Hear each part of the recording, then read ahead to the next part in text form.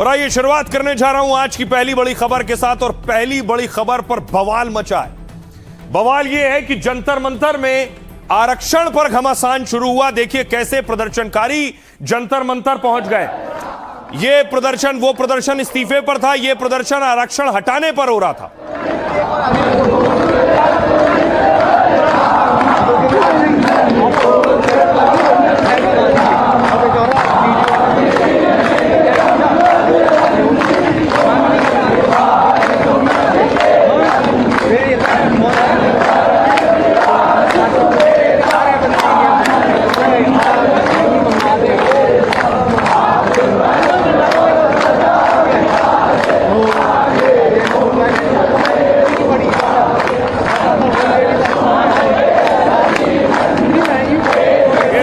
जंतर मंतर की देख रहे हैं। प्रदर्शनकारी हनुमान चालीसा का पाठ कर रहे हैं और आरक्षण हटाओ की मांग कर रहे हैं। उसके बाद पुलिस पहुंच गई। पुलिस और प्रदर्शनकारी आमने सामने थे। पुलिस उन्हें हटाने की कोशिश कर रही थी।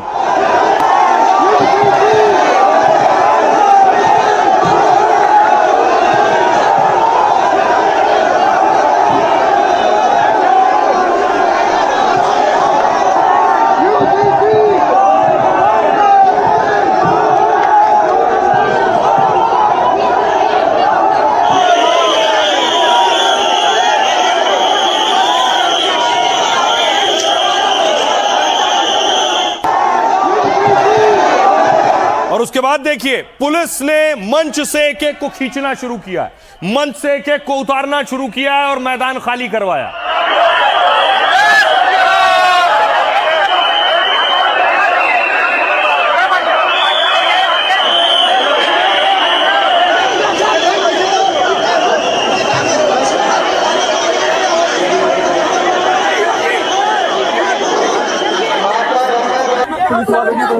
ये गलत बात है, ये गलत।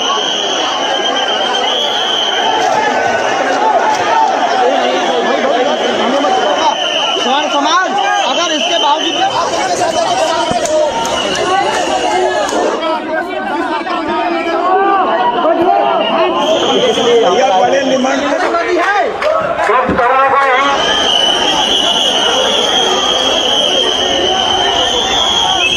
मैं आत्महत्या कर रहा हूं कूद के।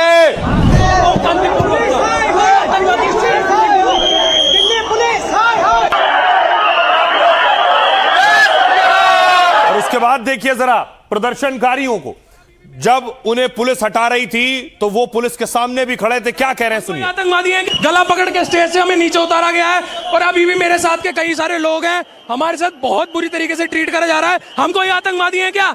आपके एक महीने पहले कॉकरोच बैठे थे, क्या हाथ में चूड़ियां पहन ली थी पुलिस प्रशासन ने? उन्हें तो उतारा नहीं गया। पूर्ण रूप से बहिष्कार। स्टेज पे धक्का दिए गए, हम पीछे नहीं हटेंगे। हम महाराणा प्रताप के वंशज है। जय राजपुताना, जय मां भवानी। को हमने वोट दिया है, हमने सरकार में लाए और हम भी सरकार छीन भी सकते हैं। कल से आंदोलन पुरजोर तरीके से होगा और सरकार को जहां तक हम उखाड़ के नहीं फेंके हैं तब तक यह आंदोलन जोरदार तरीके से भरपूर तरीके से होगा। हमें गोली मारो, खत्म करो। जनरल डायर ने चलाई, आप भी चलाओ। लाठी के बाद गोली तो बचती है। हमारी दाढ़ियां पकड़ के खींची गई। हमें हनुमान चालीसा पढ़ रहे थे तो हम पे लाठी चार्ज हुआ है। तो यही करते रहो। 27 में भी मिलेगा, 29 में भी मिलेगा, जितने चुनाव आ रहे सब में मिलेगा। गला पकड़ के स्टेज से हमें नीचे उतारा गया है। मेरी मांग है आरक्षण में संशोधन हो। हमें गोली मार दिया गया लेकिन हम यहाँ नहीं देंगे। बताइए ना, क्यों धक्का दे रहे हैं मुझे? किस लिए? हनुमान चालीसा पढ़ रहे थे, गॉड टू में डंडा मार रहे हैं। माताओं को इन्होंने छुआ है, मेरी माताओं को छुआ है। मैं इनको बताता हूँ, मैं इनको अकेले समझे ब्राह्मण समाज का अकेला इनको बाहर फेंकूंगा। माताओं को छुआ है इन्होंने।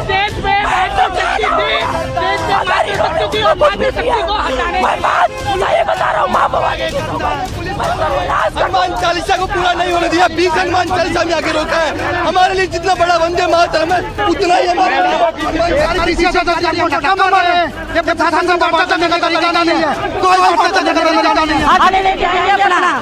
दिल्ली के जंतर मंतर पर एक बार फिर जोर का शोर सुनाई दिया। हजारों का हुजूम जमा हुआ, घेराबंदी हुई, नारे लगे और जाति वाले आरक्षण को खत्म करने की मांग उठी। हमारे पीसीएस अधिकारी हमको धक्का मार रहे हैं। ये प्रशासन का वार्ता करने का तरीका नहीं है, कोई वार्ता करने का तरीका नहीं है। आगे लेके जाएंगे अपना। आंदोलन की तैयारी पहले से थी, सोशल मीडिया के जरिए मुहिम चलाई जा रही थी, लिहाजा दिल्ली पुलिस के कान खड़े थे। प्रदर्शनकारियों की जब आवाज बुलंद होने लगी तो पुलिस को चुनौतियों के चक्रव्यूह में फंसने की आशंका बढ़ गई। फिर फौरन मोर्चाबंदी मजबूत की गई, खाकी नीले हर तरह के जवान बुलाए गए और जंतर मंतर खाली कराया गया। जो हटने को तैयार नहीं थे उन्हें हिरासत में ले लिया गया। अब देखिए जरा, आपको बताऊं जंतर मंतर पर हुआ क्या। अचानक एक प्रदर्शन हो चुका था कि शिक्षा मंत्री इस्तीफा दो, शिक्षा मंत्री का इस्तीफा हो गया।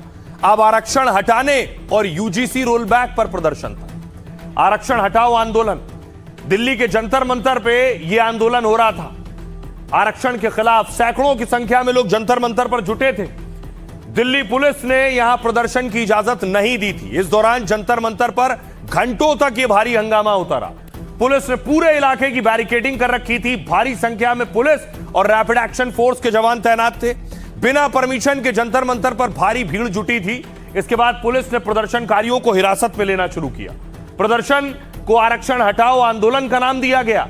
यह पूरा प्रोटेस्ट इंस्टाग्राम के जरिए प्लान किया गया। सोशल मीडिया पर पेज बना, लोगों से जंतर मंतर पहुंचने की अपील की गई। दिल्ली पुलिस ने साफ कहा यहां प्रदर्शन की परमिशन नहीं है।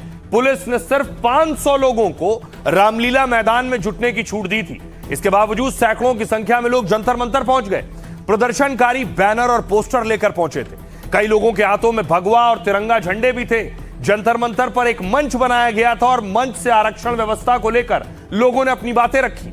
पुलिस ने प्रदर्शनकारियों को रामलीला मैदान जाने की अपील की, लेकिन प्रदर्शनकारी जंतर मंतर से हटने को तैयार नहीं थे।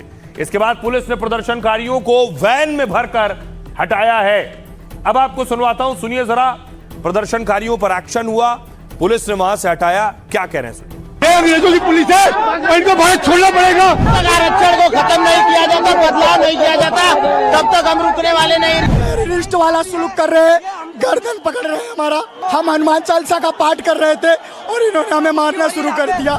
न किसी पुलिस वाले को, न किसी को टच किया है और ये बेवाद लेके हमें धक्का दे रहे हैं, कभी कुछ कर रहे हैं। प्रोटेस्ट करने का अधिकार नहीं है। क्या हमने पुलिस पर हमला किया? क्या हमने किसी को गाली दी? लेकिन हमने शांति से आंदोलन किया।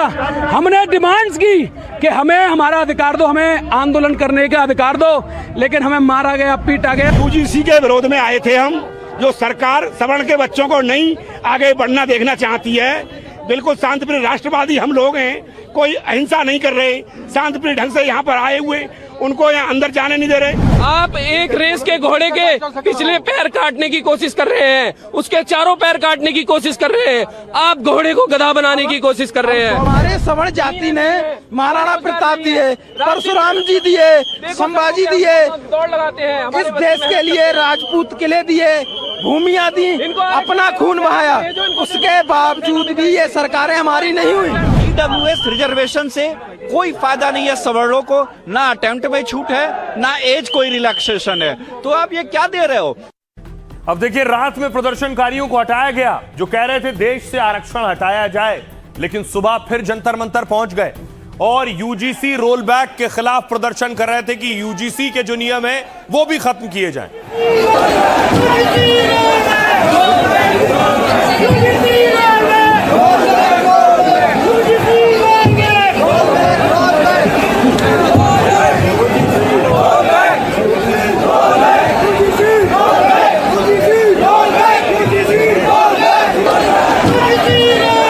और उसके बाद फिर नारेबाजी शुरू हुई।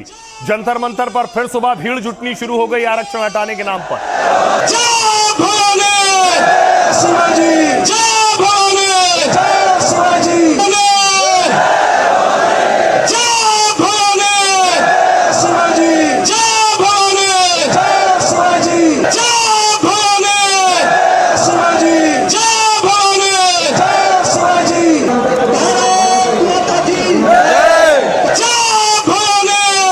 शिवाजी, और इसी मंच से चुनौती दी जाने लगी, धमकी दी जाने लगी। ये तस्वीरें देख रहे हैं उसी वक्त जब सैकड़ों लोग मौजूद थे आरक्षण हटाओ प्रदर्शन में। हमें परशुराम बनने पर मजबूर ना करें। बनने पर मजबूर न करें। हम लोग गरीबों के हक और अधिकार के लिए आए हैं। हम चाहते हैं कि आरक्षण आर्थिक आधार पर हो। 30% नंबर लाने वाला व्यक्ति टीचर बन जाता है, 90% सरकारी नौकरी से वंचित रह जाता है। क्या ये कौन सा न्याय है? अरे मोदी जी, ये देख लीजिए, ये शांतिपूर्ण लोग आए हैं, सबके समाज के लोग आए हैं। हमें परशुराम बनने पर मजबूर ना करें। अब देखिए, इसके बाद वहां प्रदर्शनकारियों में एक युवक था जिसकी उन्होंने पिटाई कर दी। इनका आरोप था कि यह हमारे आंदोलन को खराब कर रहा है।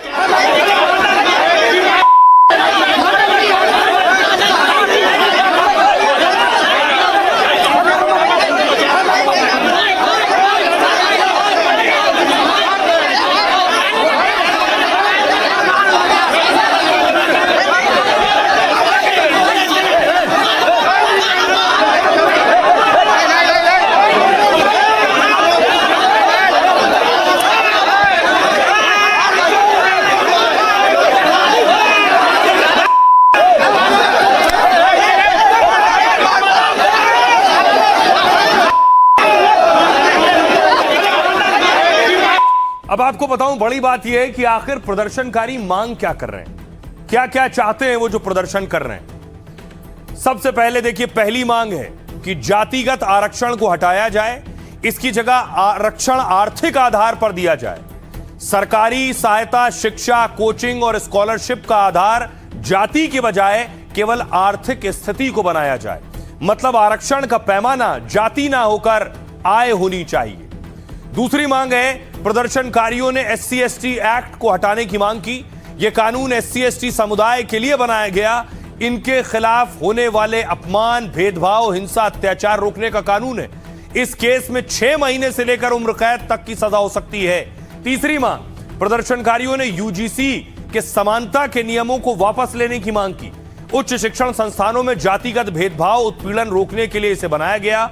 हर कॉलेज, यूनिवर्सिटी में समानता कमेटी का गठन होना था। SC/ST और OBC छात्रों के लिए एक सेल बनाया जाना था। सामान्य वर्ग के छात्रों ने इसे एक तरफा और भेदभावपूर्ण बताया। भारी विरोध के बीच मामला सुप्रीम कोर्ट पहुंचा, जहां सुप्रीम कोर्ट ने इस पर अंतरिम रोक लगा दी थी। केंद्र सरकार ने कोर्ट में कहा था कि वो इस पर विचार कर रही है। चौथी मांग, हर 10 साल में आरक्षण व्यवस्था की समीक्षा की मांग की गई।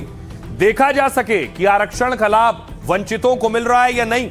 आरक्षण के दायरे में क्रीमी लेयर का नियम सख्ती से लागू हो, सबसे पिछड़े समूहों को ही इसका फायदा मिले। जाति पर आरक्षण होने से उस जाति के संपन्न लोगों को भी फायदा उठाते हैं। आरक्षित वर्ग के संपन्न परिवारों और अधिकारियों के बच्चे भी लाभ उठाते हैं। इस पर नजर रखी जाए, हर 10 साल में समीक्षा हो। अब आइए आपको बताऊं कि आखिर देश में कितना आरक्षण है। जनरल कैटेगरी का क्या आरोप है, क्या कहते हैं वो, और उनका गुस्सा किस बात को लेकर है, वो पता चलेगा इसके जरिए।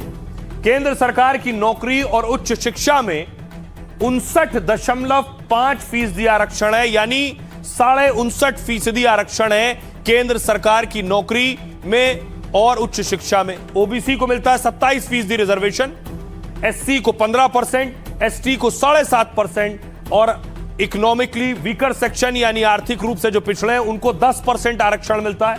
कुल आरक्षण हुआ 59.5%। मतलब सामान्य वर्ग के लिए 40.5% सीटें बचती हैं। कुछ राज्यों में आरक्षण का आंकड़ा और अलग है। तमिलनाडु में 69% तक आरक्षण लागू है। सुप्रीम कोर्ट ने आरक्षण को अधिकतम 50% तक सीमा तय की है, लेकिन कई राज्यों में स्थानीय आधार पर इसे बढ़ा दिया गया है। इसको लेकर भी लोगों में नाराजगी है। सुनिए जरा क्या कह रहे हैं इस पर सियासतदान। आरक्षण एक ऐसा विषय है जिसपे किसी भी तरीके का भ्रम देश में की एक बड़ी आबादी के भीतर संशय, आक्रोश उत्पन्न कर सकता है। ये लोग किस सोच के साथ अनशन पर बैठे हैं, सरकार के समक्ष जब ये अपनी बातों को स्पष्ट तरीके से रखेंगे तो जरूर सरकार इनके साथ संवाद कर अपने पक्ष रखने का काम। हर जाति को भी आरक्षण मिलता है, तो इसीलिए आरक्षण खत्म करने की इसको अधिकार नहीं है। ये सबका संवैधानिक अधिकार है और ऐसी मांग करने वाले लोग राष्ट्रद्रोही लोग हैं। इसके ऊपर इनके ऊपर एक्शन होनी चाहिए। हमारे पास संविधान में हमारा नाम है। कुछ लोग दाल रोटी के लिए काम कर रहे हैं, दूसरे का पैसा लेके हमारे गरीबी का उपहास उड़ा रहे हैं। हमारे लोग भूमिहीन है, गरीब है, उनको रुपया दे के उल्टा पुल्टा बुलवा रहा है। तो ये भाजपा को इस पे निर्णय लेना चाहिए। जब भी किसी भी देश का, समाज का जवान गुस्से में आता है, नौजवान गुस्से में आता है, तो उस देश में फिर बदलाव आता है। ये हवा शुरू में तो हवा कहलाती है, फिर ये तूफान बनता है।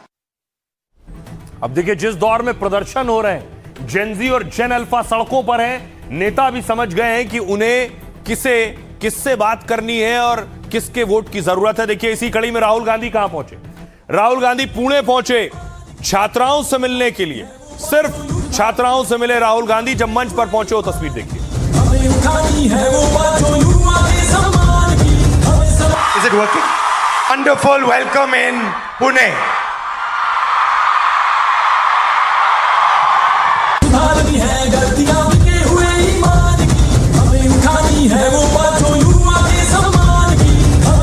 Is it working? Wonderful. अब देखिए, राहुल पुणे में कॉलेज में थे, तो दूसरी तरफ एबीवीपी अखिल भारतीय विद्यार्थी परिषद के जो छात्र हैं वो भी प्रदर्शन कर रहे थे, वंदे मातरम गा रहे थे, कांग्रेस का घेराव कर रहे थे पुणे में।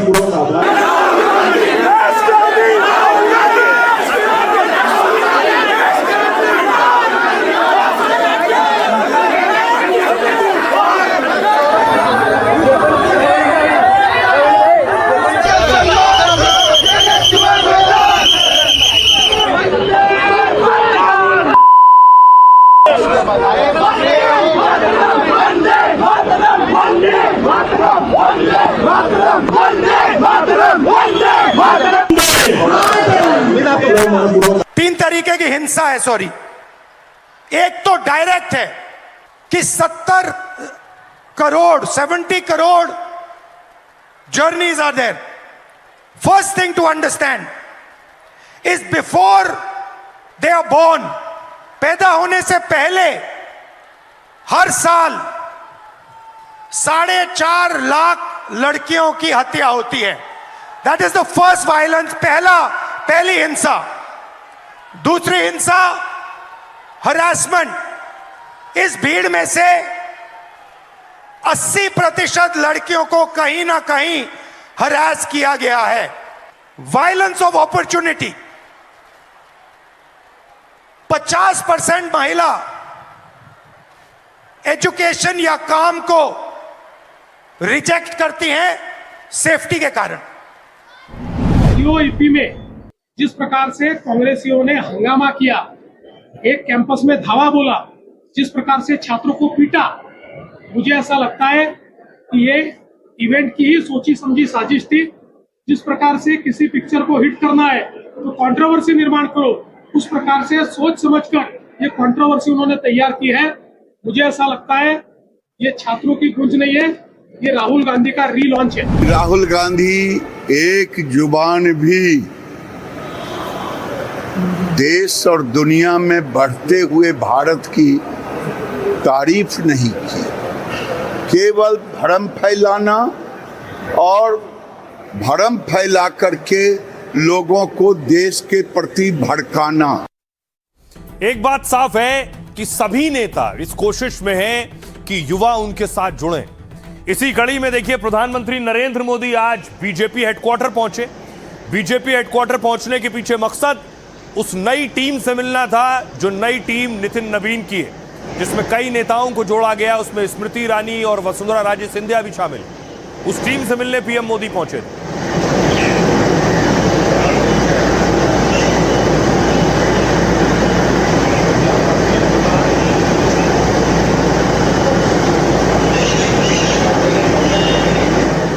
और उसके बाद देखिए, सबसे पहले पीएम मोदी ने उस टीम के साथ तस्वीर खिंचवाई है।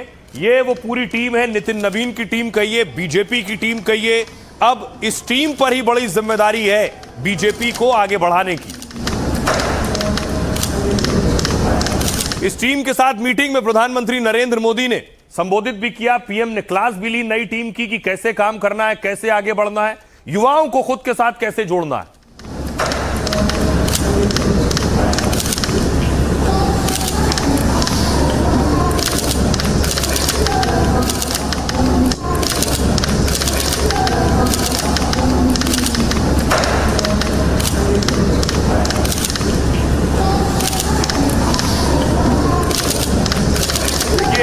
प्रधानमंत्री नरेंद्र मोदी ने नई टीम बनाई। अब नई टीम से क्या कुछ कहा है पीएम मोदी ने, नई टीम को कैसे काम करना है, देखिए। पीएम मोदी ने नई टीम को संबोधित किया। नितिन नवीन की टीम आज पहली बैठक थी इस टीम की। पीएम मोदी ने इस टीम से मुलाकात की। जेनजी से संवाद को लेकर बीजेपी ने यह टीम बनाई है। बीजेपी अध्यक्ष नितिन नवीन इस टीम को लीड करेंगे। स्मृति ईरानी को इस टीम में शामिल किया गया। विनोद तावड़े, गुजरात के उप मुख्यमंत्री हर्ष सांघवी इस टीम में। ओपी चौधरी को इस टीम में शामिल किया गया है। बीजेपी की यह टीम जेन जी से मुलाकात करेगी, उनकी समस्याओं को जानेगी और मुद्दों का समाधान किया जाएगा। इससे पहले सभी मंत्रियों को विश्वविद्यालय जाने को कहा गया। वो वहां जेन जी छात्रों से बात करेंगे। इसका मकसद है जेन जी युवा वोटर्स को पार्टी से जोड़ना।